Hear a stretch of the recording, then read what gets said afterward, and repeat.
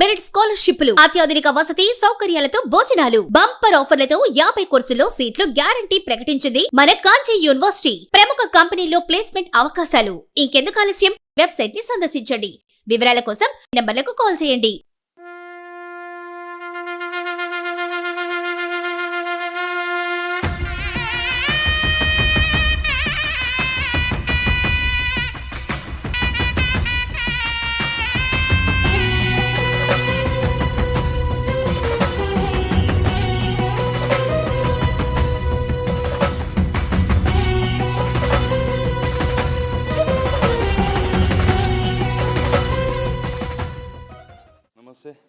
మనం అరుణాచలంలో ఉన్నాం.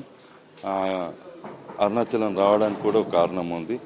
ప్రతిష్టాత్మకమైన కరువైన బ్రాహ్మణ నిత్యాన్నదాన సత్రం కొత్త బ్రాంచ్ని ఇక్కడ ఓపెన్ చేయడం జరిగింది. అత్యద్భుతంగా నిర్మించిన ఈ భవనం 1 కాదు 2 కాదు, దాదాపు 6 కోట్ల రూపాయలు ఖర్చు పెట్టి అత్యాధునిక సౌకర్యాలతో పాటు అందరికీ అందుబాటులో ఉండే విధంగా తీర్చిదిద్దారు. ఒక్క అరుణాచలమే కాదు, దేశవ్యాప్తంగా 5 ప్రాజెక్టులు కొనసాగుతున్నాయి. ఆ ప్రాజెక్టులకు సంబంధించి ఏమేమి చేయబోతున్నారో కరువైన సత్రం ట్రస్ట్ బోర్డు కోశాధికారి గోపాల్ హరిహర్రావు గారు మనతో ఉన్నారు. నమస్కారం అండి హరిహర్రావు గారు. ఇప్పుడు ఈ అద్భుతమైన కట్టడాలు నిర్మించారు కదా, వీటి సౌకర్యాలు ఏంటి, ఎలా వస్తుంది, ఈ ఫండ్స్ ఏంటి, కోశాధికారిగా మీరు చెప్పాల్సిన కొన్ని విషయాలతో పాటు దేశవ్యాప్తంగా తీసుకుంటున్న చర్యలపైన కొన్ని వివరాలు చెప్పండి. ఓం శ్రీ అరుణాచలేశ్వరి నమః. ఇప్పుడు మనం ఈరోజు అనగా 22వ తేదీ ఫిబ్రవరి ఆదివారం అఖిల భారతీయ బ్రాహ్మణ కరువైన నిత్యానంద సత్రం బ్రాంచీలలో అయిన అరుణాచలంలో అత్యద్భుతమైన భవన నిర్మాణం చేసుకొని ప్రారంభోత్సవం చేసుకోవడం జరిగింది. సుమారుగా 42 రూములు నిర్మించడం జరిగింది.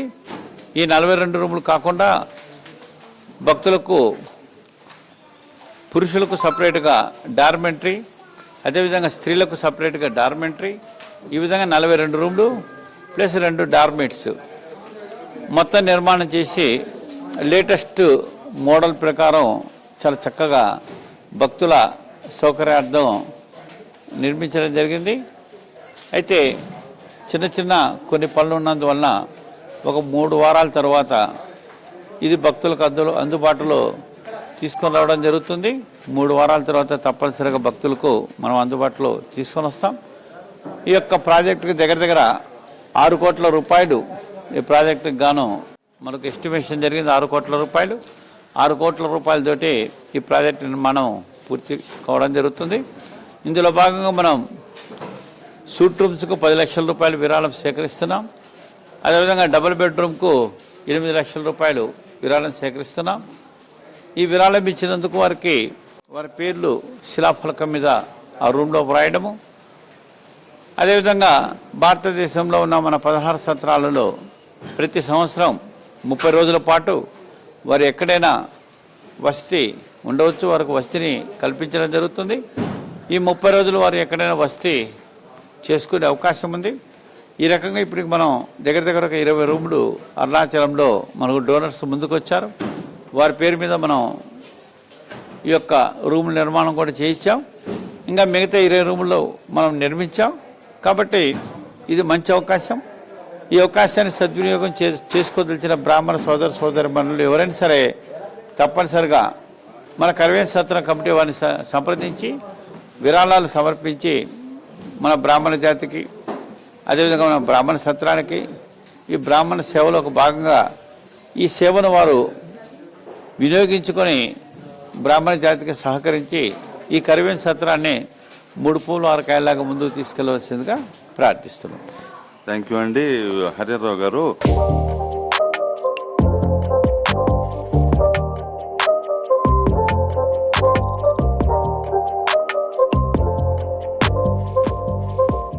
ఈ భవనం ఇప్పుడు చూసాము. మొత్తం భవనం చూస్తే చాలా అద్భుతమైన సౌకర్యాలు మీకు పక్కన విండోలో కనిపిస్తున్నాయి. ఈ అత్యాధునిక సౌకర్యాలు కల్పించిన ఒక్క అరుణాచలమే కాకుండా దేశంలోని మరో 4 ప్రాజెక్టులు కూడా చేపట్టారు. ఆ 4 ప్రాజెక్టులు ఎక్కడ చేయబోతున్నారు, ఏం చేస్తారు? ఇప్పుడు మనకు కాశీ అనేది మనకు ముఖ్యంగా భారతదేశంలో అతి పవిత్రమైన పురాతనమైన పుణ్యక్షేత్రం. బ్రాహ్మణులు ముఖ్యంగా కాశీ అనేది బ్రాహ్మణులకు ఎంతో ముఖ్యమైనది. కాశీకి వెళ్ళని వారు ఎవరు ఉండరు. జీవితంలో కాశీ అనేది తప్పనిసరిగా సందర్శించవలసిన అవసరం ఉంది. ఈ కాశీలో మనం ఇంచుమించు ఒక 5 బిల్డింగ్లు మనం కొనుగోలు చేయడం జరిగింది. అంటే గతంలో ఒక 2-3 బిల్డింగ్స్ ఉన్నాయి, ఆ తదుపరి మరలా 2 బిల్డింగ్స్, ఈరోజు ఒక 5 బిల్డింగ్స్ మనం కాశీలో మనకున్నాయి. ఈ 5 బిల్డింగ్స్లో ఒక కొత్త బిల్డింగ్ను 3 years బ్యాక్ 37 రూములతోటి ఒక మంచి అత్యాధునికంగా ఒక కొత్త బిల్డింగ్ను మనం కన్స్ట్రక్షన్ చేసి ప్రారంభించడం జరిగింది. అది ఇప్పుడు భక్తులకు వసతులు కల్పిస్తూ ఆ యొక్క భవనం ఇప్పుడు ప్రజెంట్ రన్నింగ్లో ఉంది. ఇది కాక శుభతనాన్ని ఒక లాడ్జ్ కూడా కొన్నాము, అది కూడా పడేసి అక్కడ కూడా ఇప్పుడు నూతన భవనాన్ని నిర్మిస్తున్నాం. అక్కడ కూడా ఇప్పుడు నూతన భవనం ఒకటి నిర్మాణంలో ఉంది. ఇది కాక ఇంకా 3 పాత బిల్డింగ్స్ ఉన్నాయి. ఆ 3 పాత బిల్డింగ్స్లో కూడా భవిష్యత్తులో అక్కడ కూడా నిర్మించాల్సిన అవసరం ఉంది. ఇప్పుడు ప్రజెంట్ కాశీలో కొత్తగా నిర్మించే ఈ బిల్డింగ్లో దగ్గర 44-45 రూమ్స్ వచ్చే అవకాశం ఉంది. ఆ కాశీలో మనం కట్టబోయే బిల్డింగుకు కనీసం 8 నుంచి 9 కోట్ల రూపాయల పైనే మనకు ఈ యొక్క వ్యయము అంచనా వేయడం జరిగింది. ఇప్పటికి చాలామంది డోనర్స్ కూడా కాశీలో రూమ్కు విరాళాలు సమర్పించడానికి ముందుకు వచ్చి వారి పేర్లు కూడా నమోదు చేసుకొని డొనేషన్కి గాను 8 లక్షల రూపాయలలో కొంత భాగం కూడా కట్టి వాళ్ళ పేరు మీద రిజర్వ్ చేసుకున్నారు. ఆ కన్స్ట్రక్షన్ ఇప్పుడు ప్రజెంట్ జరుగుతుంది కాశీలో. సుమారుగా 8 కోట్ల రూపాయల ప్రాజెక్ట్ అది పూర్తి కావడానికి ఇంకా ఒక 1.5 సంవత్సరం పట్టొచ్చు. అది కాశీలో మనకు ఒక 1.5 సంవత్సరం తర్వాత భక్తులకు ఒక మంచి భవనాన్ని మనం భవిష్యత్తులో అందించబోతున్నాం. సార్, ఇప్పుడు మీరు చెప్తున్నట్టు కాశీనే కాకుండా భద్రాచలము, త్రిపురాంతకము, ఇంకా మరికొన్ని చోట్ల సత్రాల నిర్మాణం జరుగుతున్నాయి కదా. ఇన్ని కోట్ల రూపాయలు అంటే దాదాపు మీరు చెప్తున్న దాని ప్రకారం, ఇక్కడ తెలుస్తున్న దాని ప్రకారం 20 కోట్ల పైన ప్రాజెక్టులు చేపట్టారు. వీటితో ప్రాజెక్టులతో నిర్మాణాలే కాకుండా నిత్యాన్నదానం ప్రతి చోట, వృద్ధాశ్రమము, విజయవాడ లాంటి ప్రాంతంలో వేద విద్యాలయం, ఇలాంటి అన్ని సేవా కార్యక్రమాలు చేస్తున్నారు. ఇన్ని కోట్లు వస్తాయని ఎలా డేర్ చేయగలుగుతున్నారు? ఎలా వస్తున్నాయి అసలు? ఇది నిజమేనండి. మీరు చెప్పినట్టుగా భద్రాచలంలో కూడా ప్రజెంట్ కన్స్ట్రక్షన్ జరుగుతుంది. ఇప్పుడు 2 floors భద్రాచలంలో వేయడం జరిగింది. భద్రాచలం కూడా దగ్గర మనం 8-9 కోట్ల రూపాయల ప్రాజెక్టు ప్రస్తుతం భద్రాచలంలో వర్క్ రన్ అవుతుంది. అదేవిధంగా త్రిపురాంతకంలో కూడా మనం కొత్త నూతన భవనాన్ని నిర్మిస్తున్నాం. త్రిపురాంతకంలో కూడా 2 floors అయిపోయింది. అక్కడ కూడా ఇప్పుడు మనకు ప్రజెంట్ వర్క్ జరుగుతుంది. ఈ విధంగా మీరు చెప్పిన ప్రకారం కాశీలో వర్క్ జరుగుతుంది, త్రిపురాంతకంలో వర్క్ జరుగుతుంది, అదేవిధంగా భద్రాచలంలో వర్క్ జరుగుతుంది. ఇప్పుడు ప్రజెంట్ మనం చేసే ఈ కన్స్ట్రక్షన్స్ అన్ని లెక్కేస్తే దగ్గర ఒక 20 కోట్ల రూపాయలమైన నిర్మాణంలో ఉన్నాయి. ఇవి కాక మనకు 16 సత్రాలు భారతదేశ వ్యాప్తంగా మనకు వ్యాపించి ఉన్నాయి.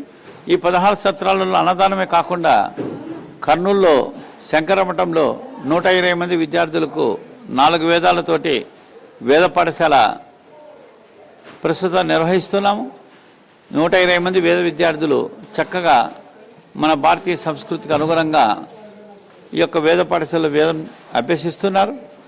కరివేన అనే గ్రామంలో కూడా గోశాల ఒకటి ఏర్పాటు చేయడం జరిగింది. అక్కడ గోశాల ఒకటి నిర్వహణ జరుగుతుంది. ఇది కాక మనము తాడేపల్లిలో వృద్ధాశ్రమం ఉంది. ఆ వృద్ధాశ్రమంలో కూడా దగ్గర మనకు 45-46 రూమ్స్ ఉన్నాయి. ఆ వృద్ధాశ్రమంలో కూడా మనము ఎవరైతే కొద్దిగా సంసారపరంగా ఇబ్బందిగా ఉంటారో, ఎవరికైతే కష్ట నష్టాలకు లోనవుతుంటారో అలాంటి వారికి మనం ఒక తక్కువ మొత్తంతో వారికి వసతిని కల్పించి ఒక కేర్ టేకర్ని కూడా పెట్టి అక్కడ మన మేనేజర్స్ కూడా అపాయింట్ చేసి ఈ వృద్ధులకు కూడా ఆశ్రమం కల్పిస్తున్నాము. ఆ వృద్ధాశ్రమంలో కూడా ప్రతిరోజు వారికి కాఫీ టిఫిన్లు ఏర్పాటు చేయడం, భోజనాలు ఏర్పాటు చేయడం, మెడికల్గా వారికి కొద్దిగా మెడికల్ సర్వీస్ ఇవ్వడము, ఈ రకంగా అనేక రకమైన సదుపాయాలతోటి మన తాడేపల్లి వృద్ధాశ్రమం కూడా ప్రస్తుతం నిర్వహిస్తున్నాం. ఈ విధంగా అన్నదాన కార్యక్రమాలే కాకుండా సేవా కార్యక్రమంలో భాగంగా వేద పాఠశాల, గోశాల, వృద్ధాశ్రమము ఈ కార్యక్రమాలు కూడా జరుగుతున్నాయి. మీరు అన్నట్టుగా ఏంటంటే 16 సత్రాలు భారతదేశ వ్యాప్తంలో కనీసం ప్రతిరోజు 5,000 మందికి అన్నదాన కార్యక్రమం జరుగుతుంది. ఈ విధంగా మనకు అన్నదానం కావాల్సిన నిధులు రావాలి. కన్స్ట్రక్షన్ కూడా ఇప్పుడు దగ్గర 20 కోట్ల రూపాయల కన్స్ట్రక్షన్స్ జరుగుతున్నాయి. ఈ కన్స్ట్రక్షన్స్ కూడా నిధులు రావాలి, ఇది వాస్తవమే. అయితే మన బ్రాహ్మణ సోదరుమణులు బ్రాహ్మణులు మనకు పూర్తి సహాయ సహకారాలు అందిస్తున్నారు. బాగా ఈ యొక్క ఆసక్తి ఉన్నవారు, స్థితి స్థాయి ఉన్నవారు మనకు చక్కగా సహకరిస్తున్నారు. ఈ సహకరించడంలో ముఖ్య ఉద్దేశం ఏమిటంటే, కారణం ఏమిటంటే మనము ఫైనాన్షియల్ విషయంలో చాలా పకడ్బందీగా ఒక స్టెబిలిటీని మెయింటైన్ చేస్తున్నాం. ఈ యొక్క విరాళాలు వచ్చినా, చందాలు వచ్చినా, డొనేషన్లు వచ్చినా మనము ఫైనాన్స్గా ఈ 16 సత్రాలు ఎక్కడ డబ్బులు వచ్చినా కూడా ప్రతి రూపాయిని బ్యాంకులో జమ చేయడం జరుగుతుంది. అంటే ఈరోజు ఒక 50,115 రూపాయలు వస్తే ఒక సత్రంలో, ఉదాహరణకు ఒక భద్రాచలంలో ఈరోజు ఒక 50,115 రూపాయలు డబ్బులు వచ్చినాయంటే ఆ మొత్తం బ్యాంకులో కట్టాలి. అంటే మేనేజర్ ఒక్క రూపాయి కూడా తీసుకోకూడదు. అంటే ప్రతిరోజు ప్రతి సత్రంలో వచ్చిన ప్రతి రూపాయితో సహా బ్యాంకులో కట్టాలి. కాబట్టి ఇక్కడ మేనేజర్స్ పాత్ర ఎంతవరకు అంటే వచ్చిన డబ్బును బ్యాంకులో కట్టడమే తప్ప 1 రూపాయి కూడా వారు దాంట్లోంచి ఖర్చు పెట్టడానికి లేదు. అదేవిధంగా మనము మేనేజర్స్ నుంచి ఆ సత్రానికి కావాల్సిన ఎస్టిమేషన్స్ మనం స్వీకరించి దానికి తగ్గట్టుగా మనము వారికి బడ్జెట్ని రిలీజ్ చేయడం జరుగుతుంది. ఆ బడ్జెట్ వాళ్ళు ఖర్చు పెట్టిన తర్వాత ఖర్చు పెట్టిన మొత్తాన్ని పరిశీలించడం జరుగుతుంది. దాంట్లో లోటుపాట్లను ఒకసారి వారికి తెలియజేయడం జరుగుతుంది. దాంట్లో తప్పొప్పులు ఉంటే వెంటనే వారు దానిపైన చర్య తీసుకోవడం జరుగుతుంది. ఈ రకంగా ఏంటంటే ఫైనాన్స్ మొత్తం కూడా మన కమిటీ యొక్క నిర్వహణలో ఉంటుంది. మేనేజర్స్కి ఏమీ ఇక్కడ ఫైనాన్స్ విషయంలో వారికి ఎటువంటి హక్కులు ఏమి కల్పించలేదు. కాబట్టి మనము బడ్జెట్ రిలీజ్ చేసిన మొత్తంలో వాళ్ళు ఖర్చు పెట్టిన డబ్బు చూసుకొని మిగతా బ్యాలెన్స్ను మనము సెర్చ్ చేసుకొని అవసరమైతే బడ్జెట్ రిలీజ్ చేయడమా లేక ఆపుకోవడమా, ఈ విధంగా ఏంటంటే ఫైనాన్స్ విషయంలో చాలా చక్కగా నిర్వహిస్తున్నాం. ఎక్కడ కూడా ఎలాంటి తప్పు జరగకుండా ప్రయత్నిస్తున్నాం. ప్రస్తుత కమిటీ సభ్యులు కూడా మన అధ్యక్షులు కావచ్చు, కార్యదర్శి కావచ్చు, కమిటీ సభ్యులందరూ కూడా ఒక కమిటెడ్గా పనిచేస్తున్నారు. ఇది ముఖ్యంగా మీరు చెప్పిన విషయాల్లో నిధులు రావడంలో కారణం ఏంటంటే మనము ఫైనాన్స్ విషయంలో మనం చూపించే నిజాయితీ, ఈ యొక్క ఆర్థిక వ్యవహారాలలో నిజాయితీగా ఉన్నందువలన ప్రతి ఒక్కరూ కరివేన సత్రాన్ని నమ్ముతున్నారు. కరివేన సత్రంలో చక్కగా జరుగుతుందని చెప్పి విశ్వసిస్తున్నారు. కరివేన సత్రంలో 1 రూపాయి ఇచ్చినా కూడా దుర్వినియోగం కాదు అనే ఒక సంపూర్ణమైన నమ్మకం మనలో ఏర్పడింది. ఆ యొక్క సంపూర్ణ నమ్మకం మనలో ఏర్పడినందువల్ల ఈ యొక్క మన బ్రాహ్మణ సోదరులు కూడా వారు ఎంతో ధైర్యంతో, ఎంతో భక్తితోటి, ఎంతో ఉదార స్వభావంతో మన కరివేన సత్రానికి నిధులు చక్కగా మేము అడిగినా అడగకున్నా కూడా లక్షల రూపాయలు నిధులు ఇస్తున్నారు. ఫారిన్ నుంచి వచ్చే ఎన్ఆర్ఐస్ కూడా చాలామంది తెలుసుకొని కాశీలో కావచ్చు, షిరిడీలో కావచ్చు, శ్రీశైలంలో కావచ్చు, అరుణాచలంలో కావచ్చు అనేక చోట్ల రూమ్ డొనేషన్స్ ఇచ్చారు. ఫారినర్స్ కూడా చాలామంది రూమ్ డొనేషన్స్ ఇచ్చారు. ఉదాహరణకు ఒక ఆయన నాగశ్రీనివాస్ గారు హైదరాబాద్లో ఉంటారు, వారు కాశీలో కూడా వస్తూ ఉంటారు. వారు ఇప్పటికీ ఈ కరివేన సత్రంలో జరిగిన అభివృద్ధి సేవలు దృష్టిలో పెట్టుకొని ఇప్పటికే 60 లక్షల రూపాయలు ఇచ్చారు. వారు 60 లక్షలు ఇచ్చారు. అంటే మనం చెప్తే ఇవ్వలేదు, చూశారు, గమనించారు, సేవను వాళ్ళు గుర్తించి ఇప్పటికీ 60 లక్షల రూపాయలు ఇవ్వడం జరిగింది. ఈ రకంగా ఈ యొక్క స్థాయి స్థితి కలిగిన వాళ్ళందరూ సేవను గుర్తించిస్తున్నారు. ఇదొక కారణము. ఇక రెండవ కారణం ఏంటంటే ప్రస్తుతం ఉన్న కమిటీలో కూడా అందరూ నిస్వార్థంగా పనిచేస్తున్నారు. నిధుల దుర్వినియోగానికి ఎక్కడ జరగటం లేదు, అలాంటి ఆలోచనలు కూడా ఎవరికి లేవు. కాబట్టి ప్రజెంట్ ఉన్న కార్యవర్గ సభ్యులు కూడా నిస్వార్థంగా సేవలు అందిస్తున్నారు. ఎక్కడ ఈ యొక్క సత్రం యొక్క నిధులు దుర్వినియోగం చేయాలనో, సత్రం యొక్క డబ్బులు తినాలనో ఇలాంటి ఆలోచనలు లేవు, అలాంటి ఆలోచనలు ఎవరు లేరు. కాబట్టి ఇప్పుడు ప్రస్తుతం ఉన్న కమిటీ కూడా చక్కగా ఉన్నందువల్ల, వారు నిజాయితీగా ఉన్నందువల్ల మన బ్రాహ్మణ సోదరులందరూ కూడా నమ్మి మనకు డబ్బులు ఇవ్వడం జరుగుతుంది. కాబట్టి ఇక్కడ మీరు చెప్పిన విషయాలలో రెండు ముఖ్యమైన విషయాలు, ఒకటి మేనేజ్మెంటు సక్రమంగా ఉండడము, రెండవది ఈ యొక్క ఫైనాన్స్ విషయంలో మనం ఇచ్చిన ప్రతి పైసాకు కూడా జవాబుదారీగా ఉండడం అనేది ముఖ్యమైన విషయము. ఈ రెండు విషయాలను దృష్టిలో పెట్టుకొని మనకు నిధులు వస్తాయనే నమ్మకం ఉంది, భవిష్యత్తులో కూడా వస్తాయి. ఇది ఇంతకన్నా పదంతలు అభివృద్ధి చెందుతుందనే సంపూర్ణ నమ్మకం మాకుంది. థ్యాంక్ యూ వెరీ మచ్ అండి హరిరావు గారు. మీ నమ్మకానికి వీటికి మీకు కరువైన ట్రస్ట్ బోర్డు యాజమాన్యం ఎవరైతే సభ్యులు ఉన్నారో ప్రతి ఒక్కరికి పేరు పేరున్న ప్రత్యేక అభినందనలు, కృతజ్ఞతలు.